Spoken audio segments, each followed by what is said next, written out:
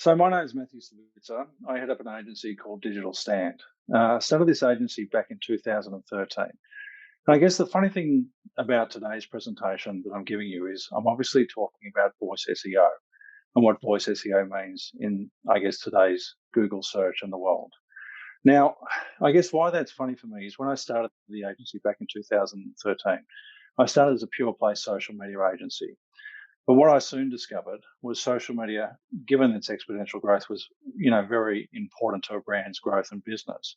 But I think, as Jeff Bezos says, when it comes to Google, you can climb the mountain, but you can't move the mountain. And search engine optimization is critical for both a brand's growth and a business's growth. And as you'd appreciate, SEO is evolving quite rapidly given the nature of voice. And that's what we're going to talk today about, voice SEO and what it is and what it potentially means to you. And is it something that you should invest in?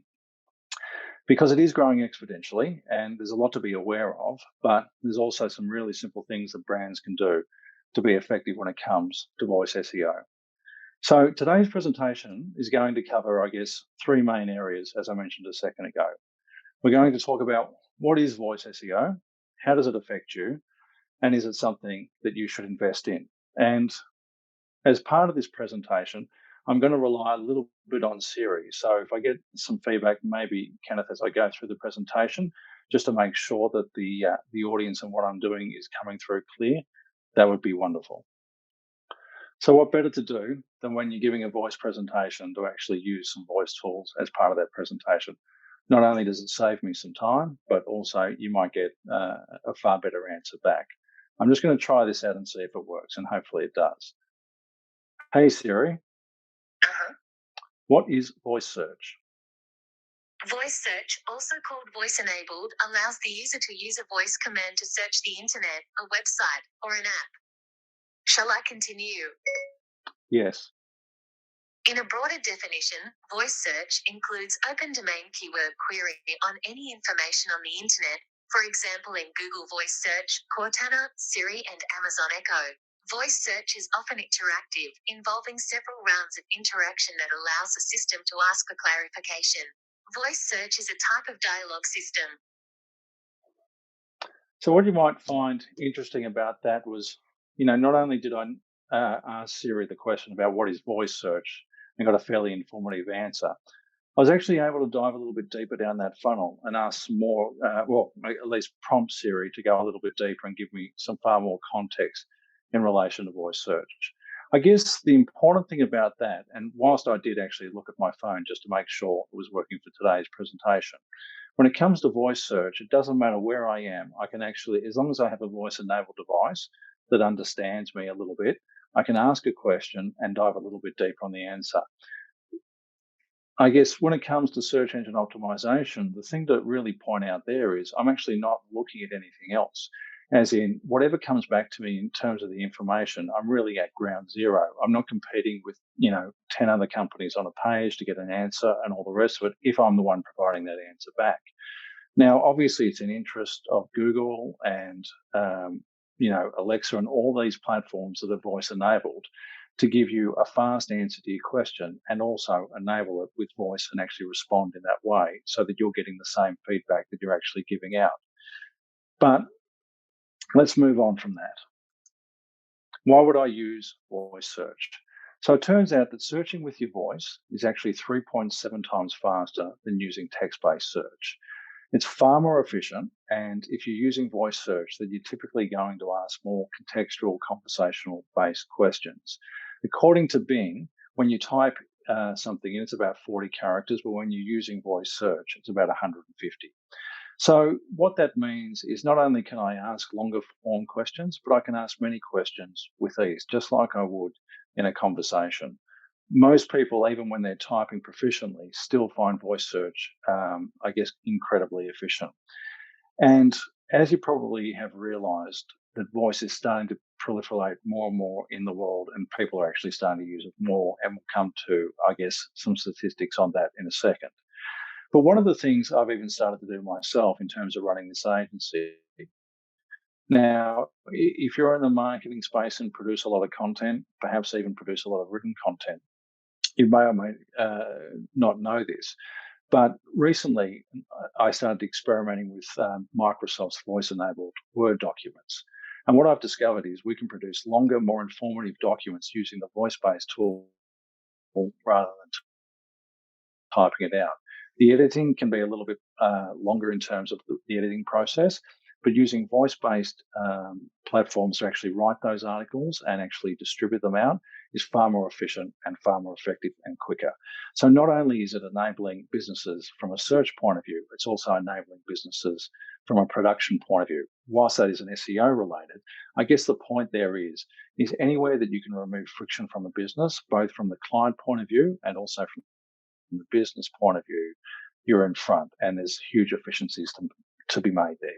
In fact, one of the social media platforms, Facebook, did a study with Bain Consulting saying that friction is actually costing businesses around $800 billion a year across the Asia Pacific. That obviously isn't just specific to voice, but anything that removes friction is obviously going to have an impact on the bottom line. Now, the other question is obviously how many people are actually using voice search. If I'm thinking about voice search and SEO as it relates to my business, I actually want to know that there's a market there for it, and I'm actually catering for people who are potentially using it.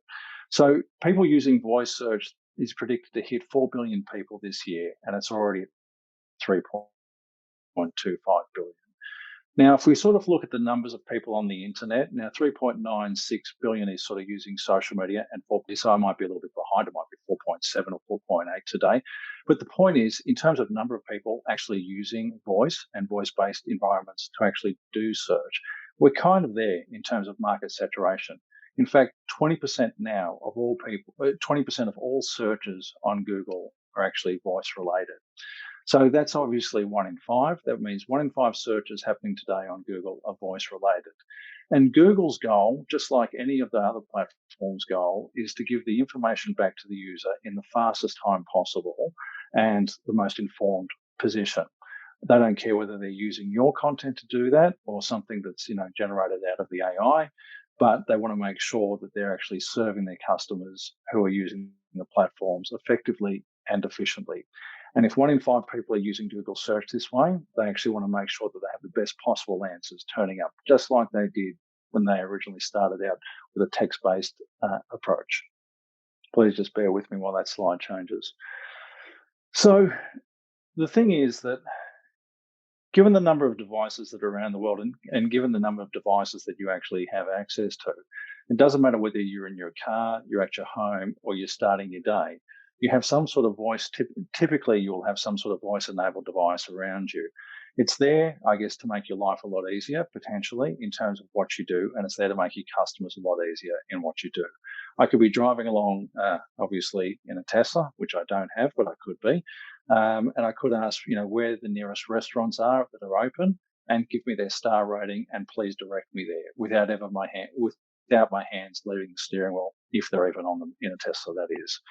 I could be home and I could say, well, I could ask Siri, what coffee shops are actually open near me that I can go to, or I could be starting my day and ask Siri again, what time is it and what sort of mood I'm in.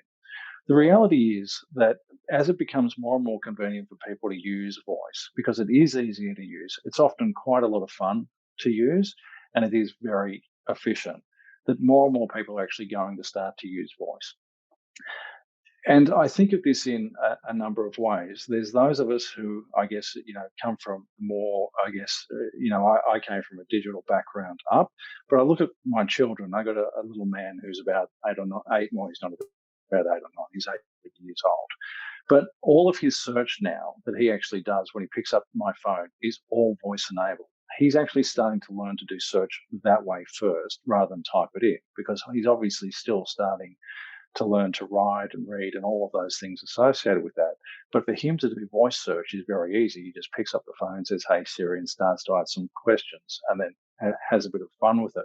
But when I think about the long tail of that, as that particular age group continues to grow, and there's going to be an age group a little bit older than him who started out that way as well, that's going to be their natural default first, is whether or not they can ask and get an answer back on voice versus having to type it in, and I guess using a very inefficient model. The fact that they'll have all of these devices around them so that they can access voice environments very quickly and easily, and not have to type it into a small screen on a phone or try and look for something at home or in the car, it enables you to do things far quicker. So making sure that you have content that turns up in relation to those questions that you might be asked about your products or your services or your business is going to have both a short term and immediate term, as in today, and a longer term effect. But I guess the question that I think about, and especially when we're working with clients, is how does it affect them, or how does it affect you? And if Google's goal and Amazon's goal is to make sure that they're providing the answer, and sometimes they're going to provide the answer over anyone's business because they're far more efficient and capable of doing that, then where is it, and where is the role that brands can actually play, and how should you potentially be thinking about this? So when it comes to questions that you can potentially ask in a voice-related query versus those that you might not get an answer on, some of the questions you could ask is, who's the largest company in a segment? So who's the largest information technology company, for example? How many employees work at IBM? Who's the CEO of IBM? All of those questions, you're actually going to get, most of those questions, rather, you're actually going to get answers back to. The foods that are in a keto diet, obviously that's very straightforward, and it's easy to get answers back from Google and Siri in relation to that, and it's going to give you those answers. So in that context, it's probably best to think about those types of questions and say, is that an area that you want to try and play, or is that an area that you leave alone? And we'll come to that in a second. But on the other side of the coin, compare IBM against NTT, for argument's sake, just to give you two companies off the top of my head. It's unlikely you're going to get an answer back on that because it's a very subjective based question and requires further research. So it's unlikely any voice-enabled environment's going to give you an answer on that today. I've got company comparison there twice, and that was an error, so excuse me for that. Product comparison, again, it's unlikely that you're going to get an answer between two products. Compare one type of fitness equipment, the Nordic, versus the Peloton equipment. It's unlikely you're going to get an answer on that. But find me the cheapest Peloton equipment, you're going to get an answer on that, or the cheapest Pinarello racing bike, you're going to get an answer on that, provided you put in the specific information. You're not going to get an answer typically based on an organizational structure, but anything that is public information and easy to answer, then you're typically going to get some sort of response back from Google or Siri that's actually going to give you an answer. But I wanted to show you this in a little bit of context, and I'm going to use Siri just one more time as part of the presentation. Hey Siri, what is protein powder? Bodybuilding supplements are dietary supplements commonly used by those involved in bodybuilding, weightlifting, mixed martial arts, and athletics for the purpose of facilitating an increase in lean body mass. Want to hear more? No. Hey Siri. Uh-huh. What does protein powder do for you? Okay, I found this on the web for what does protein powder do for you. Check it out. Now, I'm hoping that you can actually see that and see that clearly. But as you can see, when I asked Siri what is protein powder, I got a response back from Siri. Siri said, this is what protein powder is, and this is typically the sports that it's involved in.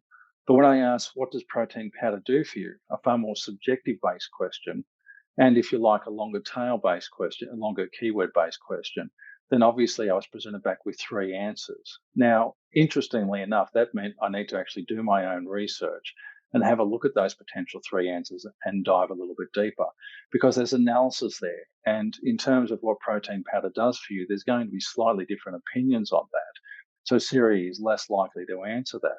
But making sure that if you're selling protein powder or any other product or service, and you can answer longer form based questions on that, turning up as the first page, or sorry, turning up in position 0, which is what it typically is, means that not only are you going to get greater awareness of your brand, but you're actually going to get higher click-through to your content, because I have to actually hop out of the voice-based search there and actually start to click through to those articles and actually have a deeper look.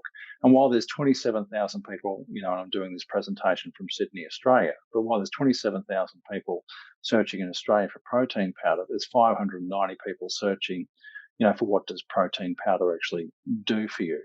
So making sure that you understand the difference between the two and where something is additive to something is quite useful, because what's being typically seen is that as voice search is growing, so is text-based search along with it.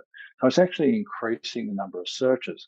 And if you think about it in this context, if I start to ask questions and I'm starting to use voice more and more to actually ask questions, there's a likelihood that as I start to get those answers back and run out of that string of answers, that I'm actually going to start to type that text in. Of course, that's a belief rather than substantiated by science, but the numbers are actually showing that text-based and voice search are both growing in parallel. Well, not in parallel, not exactly the same, but they're both on a growth trajectory. So 70% of all answers returned from voice search occupy the SERP position. 60% of those are actually featured snippet. And being a featured snippet in Google is really, by those in the SEO space, is considered, ground zero, position 0. And what I mean by that is you're not typically competing with anyone. You've got a long form text answer there. It's very prominent. It's very strong for your brand, and it's a wonderful position to turn up in. It'll increase the traffic through to your website. It's far better than really anything else, whether it be an ad or another organic list, and even position 1 on Google. Having a SERP position really cements you in terms of that market segment, and certainly, I guess, a bit of an authority leader in that space. That's a study that actually comes from SEMrush. I mean, I think that study's 1 or 2 years old now, but if you were to type that into Google and actually have a look at voice SEO on SEMrush, it's quite an in-depth and very useful article if this is an area of interest for you. Okay. So it's predicted by the year 2024 that voice commerce sales, the ability to actually transact via voice and actually make sales, is going to be $164 billion in revenue. And if you think about this in the context of things, you may have seen the other day that Facebook, with Ray-Ban it was, just released some glasses that you actually can talk into the glasses, you can listen to. Now, of course, I don't know how good they are, and it's using the Facebook voice engine. But obviously, this is going to be a growing space for both Ray-Ban, Facebook, Google, Alexa, so on. And the ability to use those types of devices to transact is going to increase. But as I said, if you think about this in the context of things, let's say I buy the same pizza from Domino's every week. The ability for me to transact through Domino's via voice is actually going to save me a lot of time, be very efficient and very convenient. And if Domino's have that type of environment set up and enabled, my brand loyalty is actually going to be strong, because I'm not typically going to look for another pizza place. I'm going to use the one that makes it the most efficient for me to actually transact with. And in terms of digital, I guess, voice assistants out there, I think I may have touched on this before, but there's 8.4 billion, voice-enabled devices out there at the moment. And that's a stat that comes from Statistica. Sorry if I didn't pronounce that quite correctly.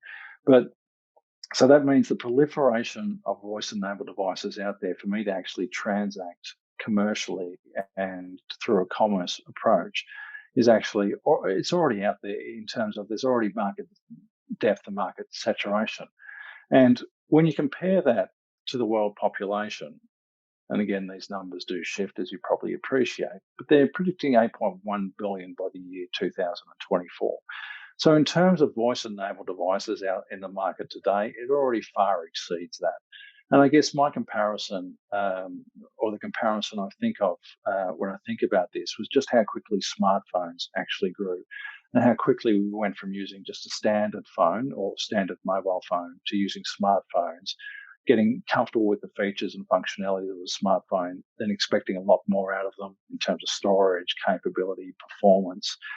Voice is not going to be any different from that. We're at that tipping point where it's growing exponentially. It's going to be in cars. It's going to start to make decisions based on the cars, based on the voice engine that they're using. It's going to have an influencing factor over you on that. And it will continue to grow, so much so that it'll just become so efficient to use that when you can use it, you will. And obviously when you can't, you won't. But the real question is this something that you should invest in? From a brand point of view, is it something, one, that you should be concerned about, and two, that it's something that you should invest in? And I guess there's two investment choices here. I mean, there's the one where you build out on the ecosystems, the open ecosystems available from Google and Amazon, and actually build out that voice capability and that interaction to interact with your customers and provide advice, etc., through a voice engine protocol. Or, from a search point of view, do you actually start to write content that caters for voice SEO to try and turn up in that coveted position 0 and rank your business effectively? And if it's the latter of that, I'm going to say that investing in voice SEO today is actually a very simple process for you to do and is really additive to your whole marketing mix. Now, whether you're doing inbound marketing, automation, social media marketing, it is really just another component, and the incremental cost is fairly negligible. But let me walk you through that. So in terms of voice, you want to make sure that, if you're trying to answer questions that people are asking in your subject matter and turn up in that position 0, you want to make sure your website loads as fast as it possibly can. Now, if you get it below 1.5 seconds, that's ideal, but even faster than that is better if you can. But that's kind of where you're aiming for. This actually affects all of your SEO because a great performing website in terms of speed and agility and the ability to provide information quickly to the user improves the user experience. And if they're using Google as their engine, Google actually picks that up, and that improves your SEO because Google's whole goal, as you would no doubt know, is to increase the average time on their environment and increase the interactivity in their environment. Any website that actually does this and enables the consumer to spend more time on their environment and actually interact with their environment is of benefit to Google because you're effectively helping each other out, if I could put it that way. If you don't know what your website speed is, then there's some simple tools that you can use to test this. There's a Think with Google, Test My Website, I think it's called. Yep. And a Pingdom website speed test that we'll use quite often just to do a quick test for clients' environments to determine how quickly, the speed of the environment or the speed of the website comes back. So you want to make sure at all times that your website is operating fast, and you want to test that to make sure that the performance is good. In terms of queries and in terms of thinking about, writing answers to questions and trying to turn up in terms of voice SEO, the typical amount of words you use to type in are around 1 to 3 keywords, as you probably would know. But when it comes to voice-based search, it sort of sits around 7 to 10 keywords, because when we speak, it's far easier to actually ask a question. What is the best marketing conference in Asia Pac to go to, etc. Questions like that. Or, where can I buy some blue jeans near me? It's far easier to ask, a question in that context rather than just type in marketing conference or blue jeans as an example. So they're longer form based questions. They're more conversational in nature. And when we speak, it's just simply easier. So you want to think about questions in that context. And I'll come to that again a little bit further as we go. So funny that I asked that question a second ago. I didn't expect it to appear on this page, only joking. But, if I use my voice to ask that question, what is the best marketing conference in the Asia Pacific? And Digimarcon appears in the search. If I type that in as well, I'm typically going to get exactly the same response back. So going back to my earlier point of it being additive, turning up for voice also enables you to turn up for text. And therefore, it enables you to get twice the bang for your buck, so to speak, when you're producing content. So it's thinking about, the content that you should be writing and how you should be writing it and the questions potentially you should be asking and the answers you should be providing for the questions that you're being asked by your clients, your customers, or anyone considering your service and or industry is fruitful because you can turn up not only for voice, but you can also turn up for text, which is beneficial just generally. But, the one question you may have in relation to this is, how do I actually work out all of these long query strings to actually start to turn up for, to actually write content for, to make sure that my business is appearing? So there's a wonderful tool called Answer the Public. Now, for some of you, I imagine you've already come across this tool. For others, this tool might be new to you. But you can type in a particular word or a particular number of words, and it's going to come back with a whole range of different questions that people are actually asking on Google in relation to that subject matter. And you can see on that particular example that I've typed in the word AdWords, and you can see there's probably, I don't know, maybe I'm going to have a guess, maybe 100 questions there that I could potentially start to write answers for and try and rank for voice-based search queries and also text-based search queries. It's a wonderful tool that you can use. You can obviously populate that with a whole range of different areas and subject matters, and it's going to give you information back. I think it gives you 3 or 4 goes for free, and then you have to actually pay for a license. Some of the other search engine optimization tools like Ahrefs or SEMrush are starting to do this as well and give you questions based, but I really do find Answer the Public a more thorough response when it comes to understanding the questions that people are actually asking on your industry, your product, or our customers' services. Now, one of the things, and we spoke about turning up as a featured snippet. So that's a voice-based query that I actually did, which is how many words are normally in a featured snippet. Now, if you actually have a look at the screen, if I count them 1, 2, 3, 4, 5, 6, 7, 8, 9, there's 9 words in my question, for argument's sake, and that was a voice-based search. Now, the response below is actually saying that in a featured snippet, there's typically between 40 to 60 words. What I want you to pay attention to there is I actually asked that question. And when I asked that question, the typical number of words in a featured snippet are actually between 29 and 32, as you would see on the left-hand side of my screen. So your answer should be 29 words or thereabouts in terms of responding in a featured snippet. You should have the question in the title and the keywords and related keywords in the answer, and sort of keep it at the 9th grade reading level in terms of response. And if you count, I think the words in that response, as I just mentioned, there's probably about 30 words in that response, and it's clearly got featured snippet and words in the answer. So it's making sure it gives me back that response quite quickly, and I have an understanding of how many words are actually in the featured snippet. The trick there, of course, is that that particular featured snippet is telling me about 40 to 60 words, where a voice-based search is typically going to be 29 words. I guess in coming to the end of this presentation, the question really is, should you invest and in voice-based search? And I guess that's an answer that only you can actually determine. But doing so today in terms of your content marketing and content strategy is very little in terms of cost. There's $164 billion voice commerce and growing, going to be there and growing. There's 8.4 billion consoles already in the world today. 20%, 1 in 5 people are already searching on Google this way. It only takes you around 29 words on a question to potentially turn up and be the number 1 answer on Google and that position 0 that I spoke about. So investing in voice at this point in time would seem like a worthwhile option for any brand who wants to be known and wants to continue to grow their business. That's really the presentation I have for today. So at this point, I guess I'll field any questions, Kenneth, and hand back to you. Perfect. So I have a question from, this is from Karthik in India.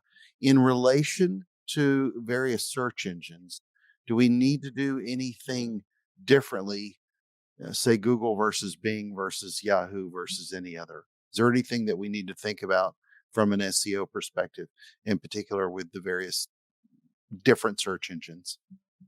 Yeah, there is. I mean, different search engines will produce different results when it comes to this type of context. So it's about understanding how those search engines interact and using the tools to determine the best way, I guess that, or the best questions to answer and what market you're going after. And I guess the place I'd start there is really understanding what percentage of your market, to the extent that you can from your Google Analytics, is actually coming to you, or I guess use Google Analytics potentially, but you might use some other tools actually, to determine, what percentage of traffic you're getting from Bing versus Google and prioritizing on that basis. at the end of the day, you want to make sure you're turning up where the data tells you you should be turning up, and then reverse engineer it back from there. Great point. One of the things, and I just heard this last week here, where Amazon's based, and we have so much with the Echo devices in particular, is that Amazon Alexa touches Bing, Microsoft Bing, not Google. So I hadn't really thought about that before from a search perspective, but it's interesting to see how the different devices touch different search engine technologies that you don't necessarily always think of. It's not always Google. It's just sort of most of the time we think of it that way. So Yeah, anyway, I think yes, that's go a ahead. really good point. Sorry, Kenneth. Yeah, no, I was going to say that is a really good point, and I guess you do need to think of the ecosystem and where those devices are and the search engines they use. I mean, even when you think about Ray-Bans using Facebook voice search, I mean, Exactly. Facebook, it's just a completely different environment again. And where are they going to draw that information from, and how are they going to present that back, and how does that relate to Facebook advertising potentially down the track, so on and so forth.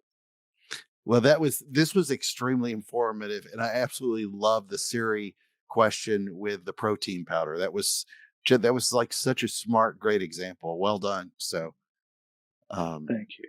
Matthew, I really appreciate it. I want you to have a great rest of your afternoon, and thank you so much for being with us today here on Digimark on APAC.